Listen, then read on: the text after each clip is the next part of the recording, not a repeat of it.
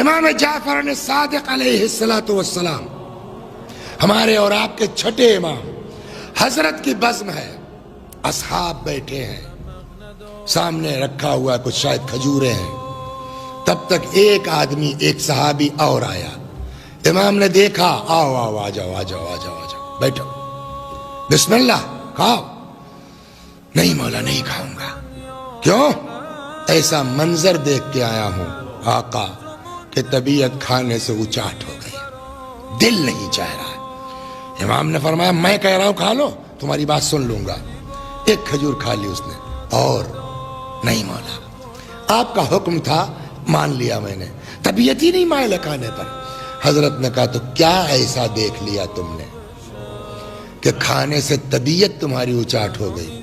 کہتا ہے مولا میں آ رہا تھا، میں نے دیکھا کچھ سپاہی ایک ضعیفہ کو، ایک بڑھیا کو، بزرگ بیچاری بڑی بے رحمی کے ساتھ گھسیٹتے ہوئے لے کے جا رہے ہیں۔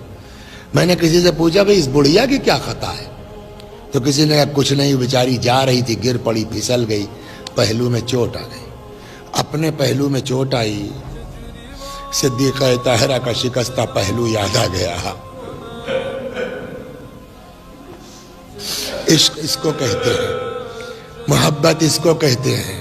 کسی نے مصائب نہیں پڑھا اس کے سامنے، اپنے پہلو میں چوٹ آئی، بی بی کا شکستہ پہلو یاد آ گیا، بے ساختہ زبان سے نکل گیا، لعن اللہ الظالمین یا فاطمہ، اے فاطمہ تم کر ستانے والوں پر اللہ کی لعنت ہو۔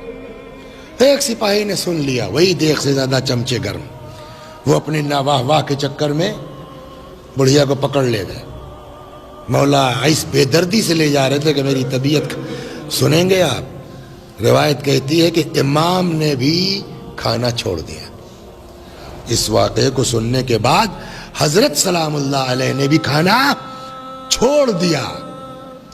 چلو میں بھی اس وقت تک نہیں کھاؤں گا جب تک اس مومنہ کو آزاد نہیں کرا لیتا ہوں۔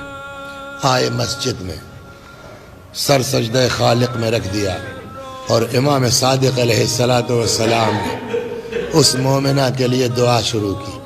عقلی بات ہے کہ اگر کسی کے لیے امام کا سر سجدے میں ہو دعا کے لیے تو حاکم کا دماغ نہیں پلٹے گا؟ ایک صحابی یہاں چلا گیا تھا ادھر دربار کی طرف کہ وہاں کیا ہو رہا ہے، اس کا بیان ہے کہ میں وہاں پہنچا تو وہی یہ بڑھیا کا کیس پیش ہوا تھا عدالت میں قاضی کے ہاں۔ کیا بات ہے بھائی، کہ اماں کو کیوں پکڑ کے لائے ہو؟ وہ قصہ سنایا گیا کہ صاحب اس طرح سے اس نے یہ جملہ کہا ہے، ادھر امام سجدے میں ہے، دماغ نہیں پلٹے گا حاکم کا؟ کیا کیا اس نے؟ کہ اس نے یہ جملہ کہا، لعن اللہ الظالمین یا فاطمہ۔ حاکم نے کہا، قاضی نے کہا تو غلط کیا کہا؟ کیا غلط کہا؟ کسی کا نام لیا اس نے؟ بات صحیح ہے، رسول اللہ کی بیٹی ہے، جس نے بھی ستایا اس پر اللہ کی لعنت۔ چھوڑو اس کو، اماں جاؤ اور سنیے 200 درہم اس ضعیفہ کو دے دو، اس کے ساتھ غلط وہ ہوا ہے۔ 200 درہم دیا جانے لگا، اس نے لینے سے انکار کر دیا، نکلی دربار سے۔ یہ صحابی پیچھے پیچھے پہنچا، اماں کچھ پتا ہے تم کو؟ کیا ہوا؟ کہ جب سے تمہاری گرفتاری کی خبر امام کو ہے تب سے امام مسجد میں تیرے لیے دعا کر رہے ہیں، شکریہ نہیں ادا کرو گی؟ چلو آئی ہی امام کے سامنے پیش ہوئی۔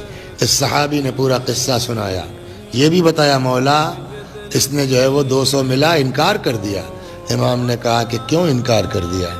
کہنے لگی آقا فاقہ برداشت ہے، بی بی کے دشمنوں کی مدد برداشت نہیں ہے۔ اب میں مس کر رہا ہوں، نہیں معلوم اسی دن کی بات ہے یا دوسرے دن تیسرے دن، امام نے کچھ پیسے بھیجوائے اس مومنہ کو، اور یہ کہہ کے بھیجوایا کہ جس دن اس نے پیسہ واپس کیا تھا سخت ضرورت تھی اس کو۔